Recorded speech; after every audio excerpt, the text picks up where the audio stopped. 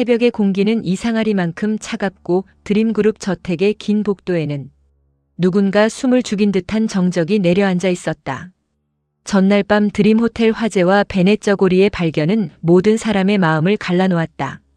정숙희는 자신이 잃어버린 딸 마서린의 흔적을 직접 손에 쥐었고 오장민은 엄마가 빼앗긴 세월을 되찾아야 한다는 결심으로 더욱 단단해졌으며 채화영은 자신이 감춰온 가장 끔찍한 증거가 불길 속에서도 사라지지 않았다는 사실에 밤새 잠을 이루지 못했다.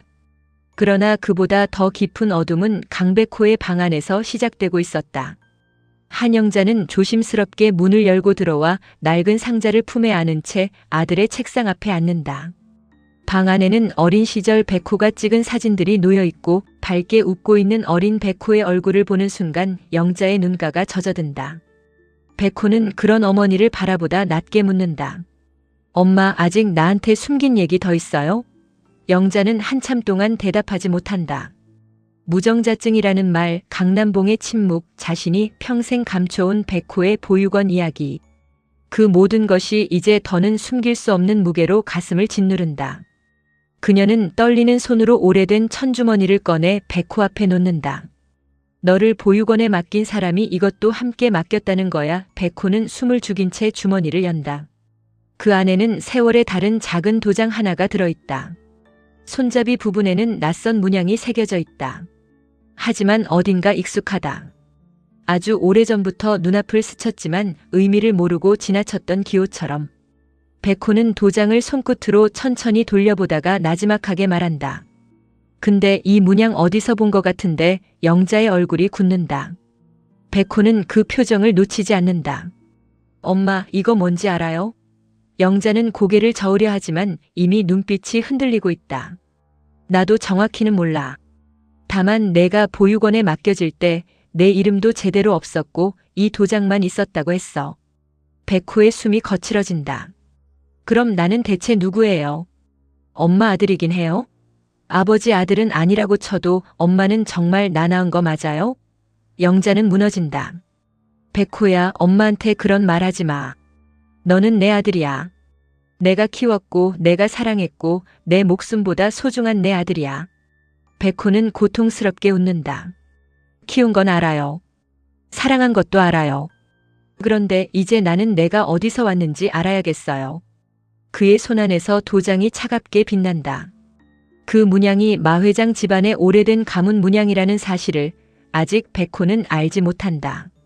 그러나 운명은 이미 그를 드림그룹의 가장 깊은 비밀 한가운데로 밀어넣고 있었다. 같은 시간 드림그룹 회장실에는 또 다른 전쟁이 준비되고 있었다. 마대창은 서류 더미 앞에 앉아 베넷 저고리 안에서 발견된 기록을 다시 들여다보고 있었다. 마서린, 정숙희 친생녀 확인. 그 한 문장은 그가 평생 믿어온 집안의 질서를 송두리째 흔들었다. 서린이 채화영의 딸이 아니라 정숙희의 딸이라면 채화영은 단순히 남의 아이를 훔친 여자가 아니라 드림그룹의 혈통과 후계 구도를 통째로 조작한 여자였다. 마 회장의 손이 떨린다. 내 손녀를, 내 딸의 아이를. 그의 눈빛에는 분노와 죄책감이 동시에 피어오른다. 그 순간 문이 열리고 채화영이 들어온다. 그녀는 여전히 우아한 얼굴을 하고 있지만 눈 밑의 그림자는 짙고 입술은 미세하게 떨린다. 회장님, 아침부터 무슨 서류를 그렇게 보세요? 마대창은 천천히 고개를 든다. 내가 제일 보기 싫어할 서류지. 채화영은 미소를 유지하려 애쓴다. 또 정숙해 말 믿으시는 거예요?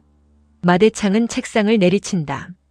내가 아직도 내 앞에서 그 이름을 함부로 입에 올려. 채화영의 얼굴이 굳는다. 마대창은 낮고 무거운 목소리로 말한다. 정숙희가 내 딸이면 내가 빼앗은 건 남의 아이가 아니다. 내 핏줄이다. 내가 지운 건 내 집안의 이름이고 내가 망가뜨린 건 내 피다. 채화영은 잠시 침묵하다가 비웃듯 말한다. 그래서요? 지금 와서 그 여자를 딸로 품으시려고요? 평생 정신 나간 여자로 살게 만든 집안이 이제 와서 피부치라고 끌어안으면 세상이 감동할 줄 아세요? 마대창의 눈빛이 번뜩인다. 내가 그렇게 만든 거다. 채화영은 한 걸음 다가선다. 회장님도 공범이에요. 정숙희가 땅바닥에서 울 때 회장님은 드림그룹 회장 자리를 지켰고 서린이가 후계자로 크는 걸 보며 만족했어요. 이제 와서 전부 제 탓으로 돌리지 마세요. 그 말은 마대창의 심장을 찔렀다. 그는 분노로 떨었지만 동시에 채화영의 말이 완전히 틀리지 않다는 사실을 알고 있었다. 그 죄책감이 바로 채화영이 노리는 틈이었다. 드림그룹 사옥의 복도에서는 형제의 균열이 폭발한다. 강백호는 도장을 품에 넣은 채 회사로 향한다. 그는 자신이 누구인지 알아내기 위해 드림그룹 내부 자료를 살펴보려 했고 동시에 장미의 이름으로 벌어진 모든 조작을 법적으로 파헤치려 했다. 그러나 엘리베이터 앞에서 강준호와 마주치는 순간 공기는 단숨에 얼어붙는다. 준호는 전날 비자금 창고와 페이퍼 컴퍼니를 본 뒤 달라져 있었다. 눈빛에는 피로와 불안 그리고 이전보다 더 노골적인 야망이 뒤섞여 있다. 그는 백호를 스쳐 지나가다가 비틀린 미소를 지으며 낮게 말한다. 네가 사랑하는 여자 오장미는 죽었어. 백호의 발걸음이 멈춘다. 준호는 천천히 돌아본다. 장례식까지 치렀잖아. 사람들 기억 속에서 그 여자는 이제 죽은 사람이야. 내가 아무리 살아있다고 우겨도 세상이 믿는 이름은 이미 지워졌어. 그 순간 백호의 눈빛이 변한다. 그는 순식간에 준호의 멱살을 잡아 벽으로 밀어붙인다. 너 아직 착각하는 것 같은데? 준호의 입가에 피식 웃음이 번진다. 백호는 이를 악물고 말한다. 이미 우리는 결혼했어. 이미 부부라고. 준호의 얼굴이 굳는다. 그 말은 칼보다 깊게 박힌다. 오장미가 선택한 남자, 오장미가 기댄 남자, 그리고 이제 오장미의 남편이라는 자리까지 차지한 남자. 준호의 눈빛이 점점 어두워진다. 결혼? 그는 낮게 웃는다. 서류 한 장이면 사랑이 완성돼? 백호는 멱살을 더 세게 움켜쥔다. 형은 사랑이라는 말을 입에 올릴 자격 없어. 장미 씨를 지키고 싶었다면서 결국 채화영 판에 올라탔잖아. 준호의 표정이 일그러진다. 넌 늘 그렇게 말하지. 정의로운 척, 깨끗한 척, 너만 피해자인 척. 백호는 차갑게 말한다. 피해자인 척은 형이 하고 있어. 형은 선택했어. 장미 씨를 사랑한 게 아니라 소유하려고 했어. 준호는 백호의 손을 뿌리치며 낮게 속삭인다. 조심해라. 내가 가진 게 내 것이라고 믿는 순간 사람은 제일 크게 무너져. 백호는 그 말을 듣고 순간 도장을 떠올린다. 자신이 누구인지 모른다는 불안. 그러나 그는 흔들리지 않으려 애쓴다.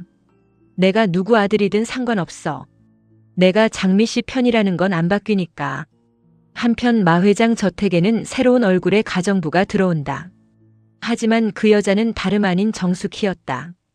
머리를 단정히 묶고 평범한 앞치마를 두른 채.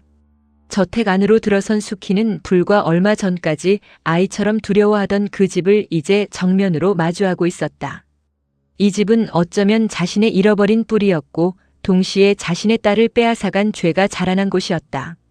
그녀는 복수를 위해 들어온 것이 아니었다. 최소한 그렇게 스스로를 다잡았다. 트럭 사고 이후 자신이 채화영과 똑같은 괴물이 될 뻔했다는 죄책감은 아직도 숙희의 가슴을 짓눌렀다. 그래서 이번에는 운전대를 잡는 대신 걸레와 쟁반을 들었다. 피로 갚는 복수가 아니라 진실로 무너뜨리는 복수. 숙희는 조용히 마 회장의 식탁을 닦으며 집안의 움직임을 살핀다. 채화영의 발소리, 염산월의 눈치, 양금순의 침묵, 그리고 마대창이 자신을 바라보는 복잡한 눈빛까지. 마대창은 숙희가 차를 내오는 모습을 바라보다가 낮게 묻는다. 여기서 일하는 게 힘들지 않으냐? 숙희는 고개를 숙인다. 힘든 건 오래전에 다 겪었습니다. 마대창은 할 말을 잃는다. 숙희는 담담히 말한다. 회장님 집에서 뭘 찾으려고 온 건 맞습니다. 하지만 회장님을 해치러 온 건 아닙니다. 마대창의 눈빛이 흔들린다. 그걸 왜 나한테 말하느냐? 숙희는 조용히 대답한다. 누군가는 제가 회장님을 해치려 한다고 만들 테니까요. 마대창은 그 말을 곱씹는다. 그 순간 복도 끝에서 채화영이 두 사람을 지켜보고 있다. 그녀의 눈빛은 차갑고 입술은 비틀려 있다. 정숙해, 내가 먼저 내 집에 들어왔어. 그럼 내가 쫓아내는 건 정당방위야. 최화영의 음모는 아주 사소한 것에서 시작된다. 마대창은 고혈압 약을 오래 복용하고 있었고 특정 음식과 약물 상호작용에 민감하다는 사실을 저택 사람들은 대부분 알고 있었다. 특히 자몽은 그의 약과 맞지 않아 피해야 했다. 최화영은 그 사실을 알고 있었다.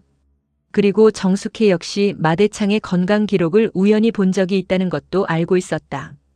그래서 그녀는 계획을 세운다. 정숙희는 자몽이 고혈압에 안 좋다는 걸 알고 있다. 그런데도 회장님께 자몽을 가져갔다면? 그녀는 거울 앞에서 천천히 귀걸이를 끼우며 중얼거린다. 회장님을 죽이려 한 거다. 마 회장이 위기에 처하게 되면 다신 정숙희를 보지 않으려고 하겠지. 그녀는 하녀에게 일부러 자몽 주스를 준비하게 하고 그것을 정숙희가 직접 들고 가도록 상황을 만든다.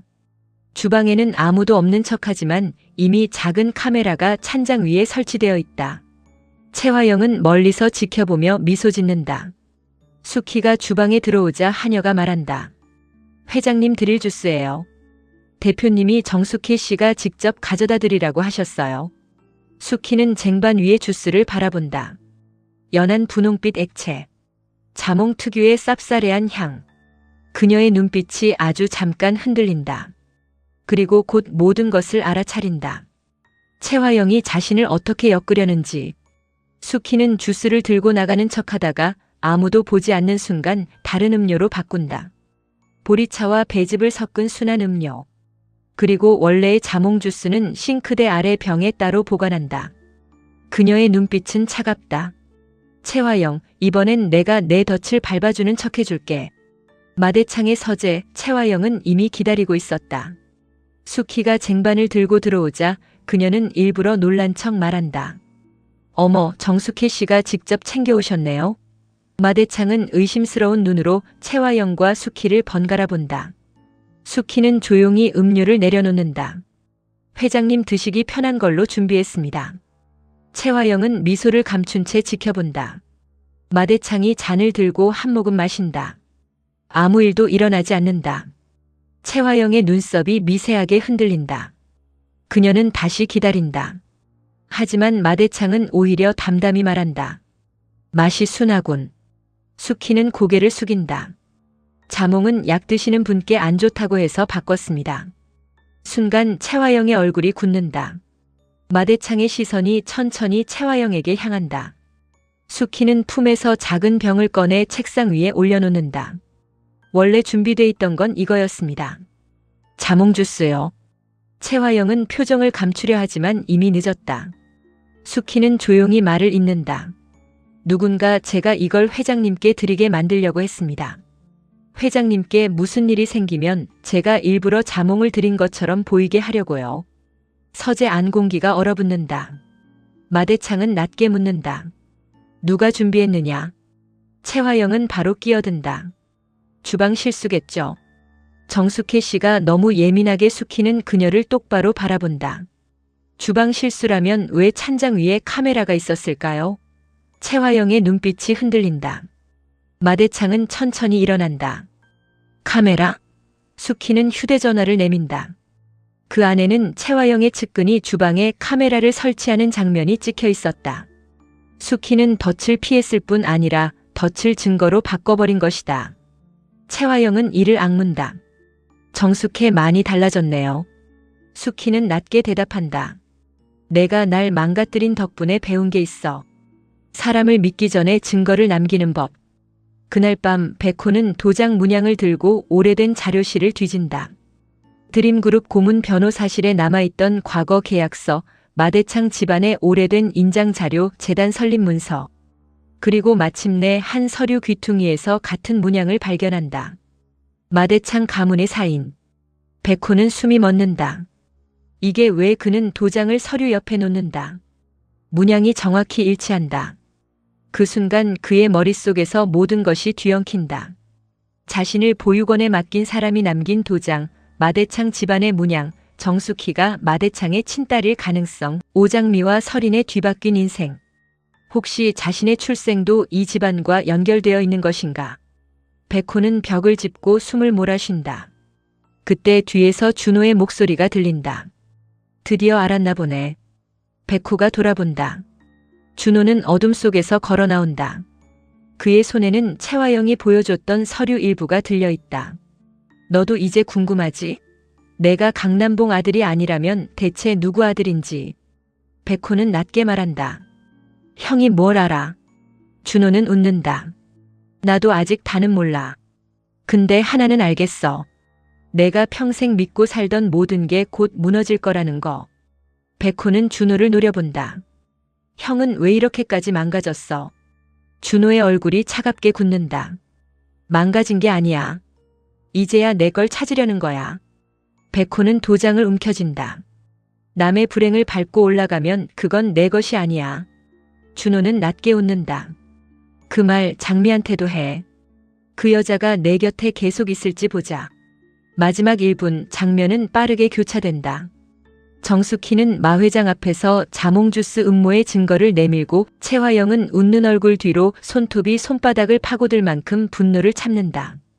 마대창은 채화영에게 너는 이제 이 집안에서 단 한 걸음도 마음대로 못 움직인다고 경고하고 채화영은 속으로 아직 끝난 게 아니야 라고 이를 간다.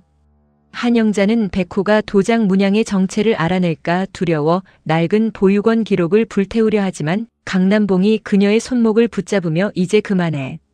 백호는 알 권리가 있어라고 말한다. 장미는 숙희가 다시 음모에 휘말릴까 불안해 저택으로 달려가고 그곳에서 백호가 들고 있는 도장을 보게 된다. 장미의 눈이 흔들린다. 이 문양 마 회장님 서재에서 봤어요. 백호는 숨을 멈춘다. 그 순간 마대창이 복도 끝에서 다가와 백호 손안의 도장을 본다. 그의 얼굴이 순식간에 굳는다. 그걸 내가 왜 가지고 있느냐? 백호는 떨리는 목소리로 묻는다. 이거 아십니까?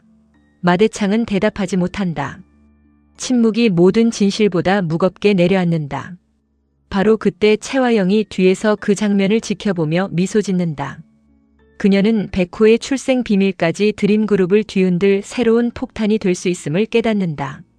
그리고 화면은 어두운 방 안으로 전환된다. 오래된 보육원 원장이 누군가와 통화하며 낮게 말한다. 그 아이를 맡긴 사람은 여자가 아니었습니다. 마 회장 집안 사람이었어요. 수화기 너머에서 누군가 묻는다. 그 아이 이름은? 원장은 잠시 침묵하다 낡은 기록지를 펼친다. 그리고 마지막 한마디가 검은 화면 위로 떨어진다. 입소 당시 이름은 마도윤이었습니다.